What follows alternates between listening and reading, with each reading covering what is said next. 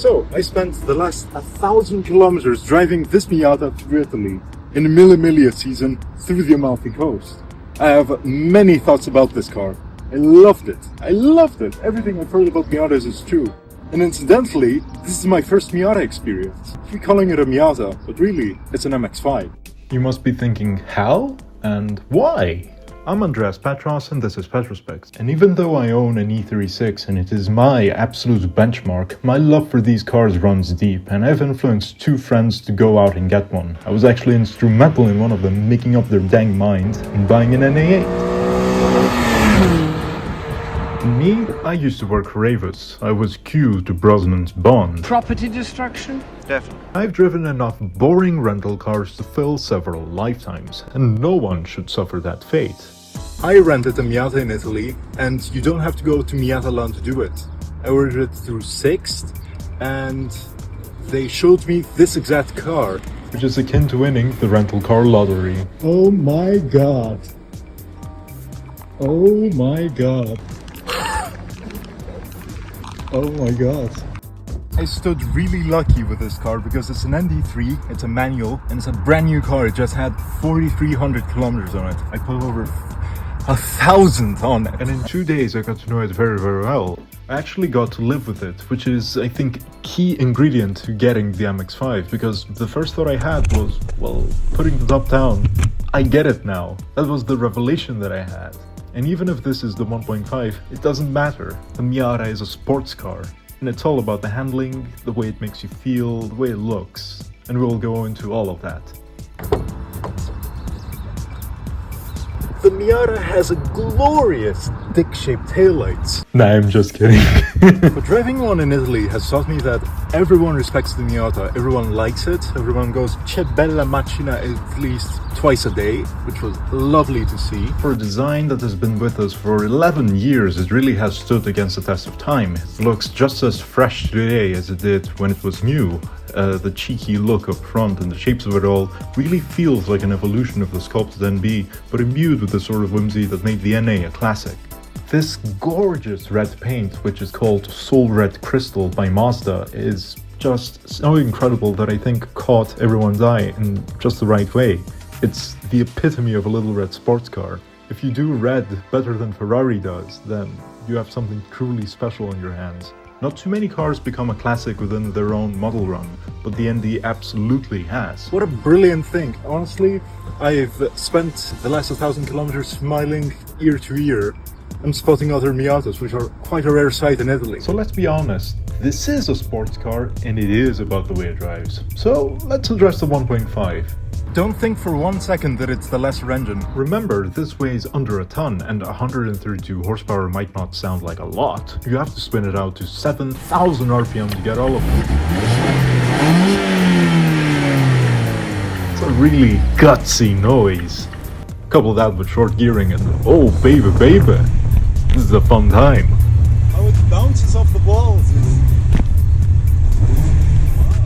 And here's another surprise. It only has a 45-liter tank, but I never managed to get less than 6.7 liters, even thrashed, so I was rather pleasantly surprised at that. The only downside it has is that it has no LSD, and you can feel it in every corner. Trust me on that. Other than that, I loved it.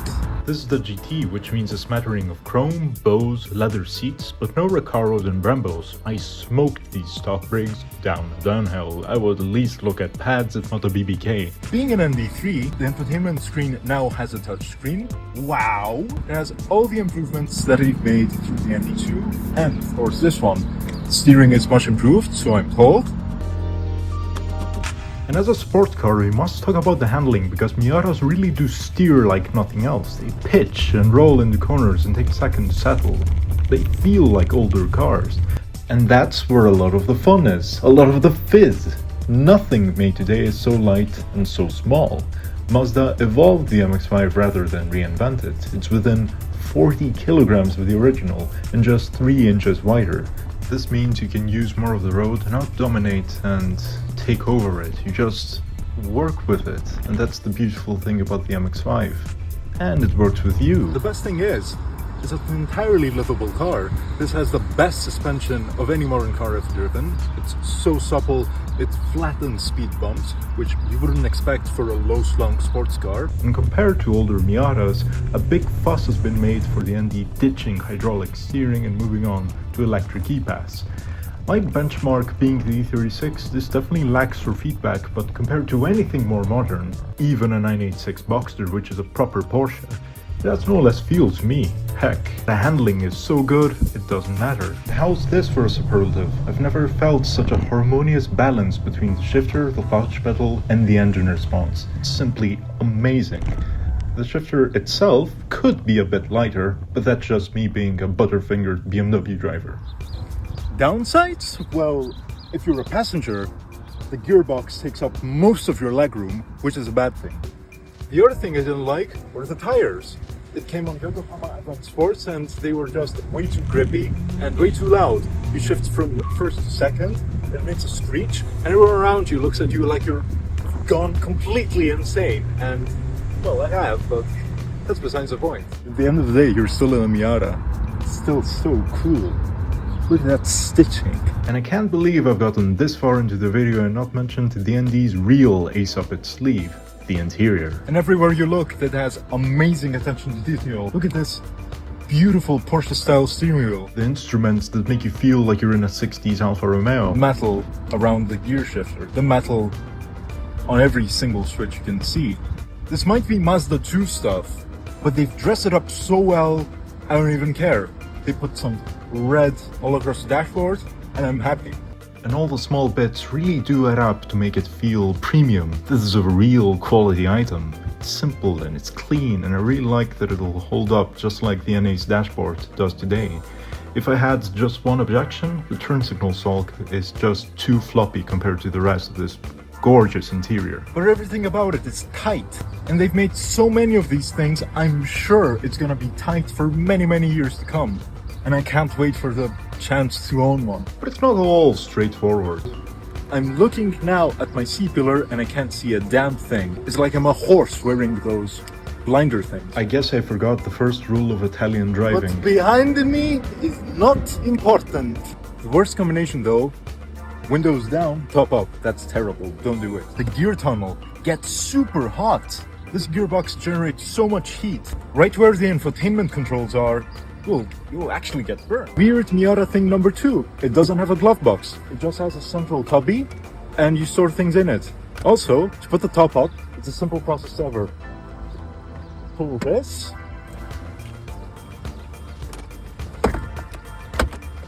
And there you go. Now you're top on.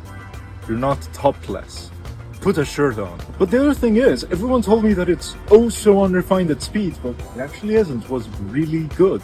With me, I spent the last 3 days super styling around Rome, doing this and enjoying life.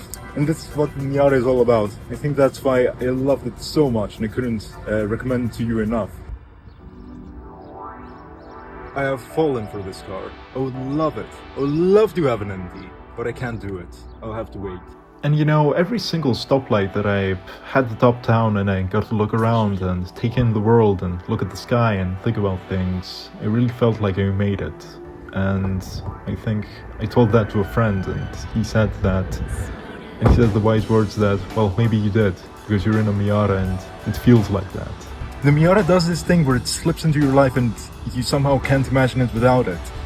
And it's an achievable dream. You can find ND ones for just 15,000 these days, which is not a lot of money all things considered. I still can't afford one, but I just hope I find a way to do it because it's so good. I just kept imagining how it would be like to daily it next to my E36. I just think it would complement the garage perfectly. But yeah, I'm just absolutely blown away. The Miata is a car that is more than the sum of its parts, and if that's the only thing you get out of it, just go ahead, get a Roadster. Your life will improve. Once you do it, you will understand. It's an incredible experience. Everything you've read is true though. The ND is a brilliant car. With a heavy heart, this concluded my Italian vacation and I had to return to Sixt. I paid the grand total of €294 for full coverage, 2-day rental, Fuel was about 100 euros at 2 euros per liter, and sixth was the most pleasant experience possible.